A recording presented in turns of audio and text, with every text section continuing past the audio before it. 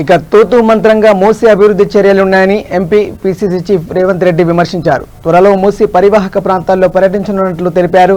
హైదరాబాద్ నగరం తెలంగాణకు గుండకాయని అన్నారు.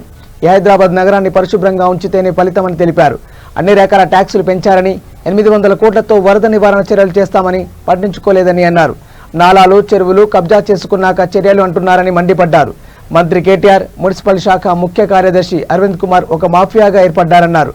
సీసీ కెమెరాలను నాలాలు చెరువులు కబ్జాల ప్రాంతాల్లో పెట్టమని చెప్పామని అయినా ప్రభుత్వం పట్టించుకోవడం లేదన్నారు. మాఫియాకు అనుకూలంగా ఉండేందుకు సీసీ కెమెరాలు ఏర్పాటు చేయడం లేదని విమర్శించారు. లింగోజిగూడ కార్పొరేటర్ ప్రమాణ స్వీకారానికి రేవంత్ రెడ్డి హాజరయ్యారు. ఈ సందర్భంగా కార్పొరేటర్గా ప్రమాణ స్వీకారం చేసిన రాజశేఖర రెడ్డికి పిసిసి చీఫ్ శుభాకాంక్షలు తెలిపారు. మనం చాలా సందర్భాల్లో చూస్తుంటాం, టీవీలలో షోలు వస్తుంటాయి, ఫ్యాషన్ పరేడ్లో క్యాట్ వాక్లు చేస్తుంటారు, చుట్టుముట్టుతో మొత్తం లైట్లు ఫ్లడ్ లైట్లు ఇట్లా అన్నీ పెట్టుకొని. సేమ్ కేటీఆర్ గారు జిహెచ్ఎంసీలో పర్యటనలు మీరు ఎప్పుడైనా చూడండి. మీరు టీవీలో ఒకటి ఫ్యాషన్ పరేడ్ ఒక పక్కన పెట్టి ఇంకొక పక్కన కేటీఆర్ జిహెచ్ఎంసీ పర్యటన పెట్టండి. There is no difference between catwalk and KTR walk. So ఈ రకమైన పరిస్థితుల్లో హైదరాబాదు చెత్త నగరంగా మారిపోయింది.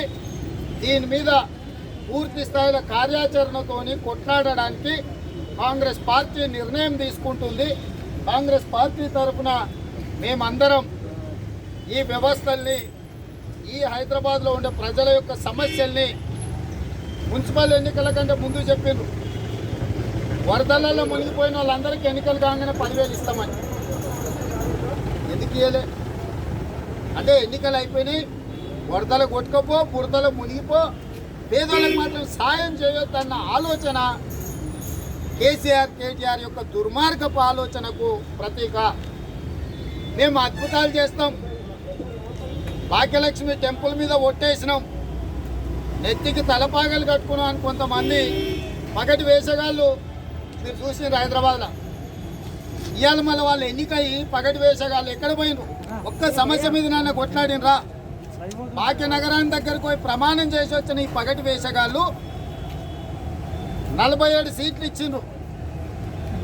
హైదరాబాద్ ప్రజలు మీరు కల్పించిన భ్రమలకు, మీరు చెప్పిన అబద్ధాలకు, ఒక ఆయన లారీ పోతే లారీ ఇస్తాడు, స్కూటర్ పోతే స్కూటర్ ఇస్తాడు, బండి పోతే బండి ఇస్తాడు. బండి పోయిండు, గుండు పోయిండు, పోలేడు. ఎన్నికల తర్వాత ఒక్కడైనా వచ్చిన 47 మంది కార్పొరేటర్లు ఉంటే యుద్ధం చేయొచ్చు ప్రభుత్వం మీద, ఈ సమస్యల మీద యుద్ధం చేసి ఉండొచ్చు. ఖాళీ కింద పడేసి బండి ఎక్కడ పోయిండు, గుండు ఇక్కడ పోయిండు, ఎవరు.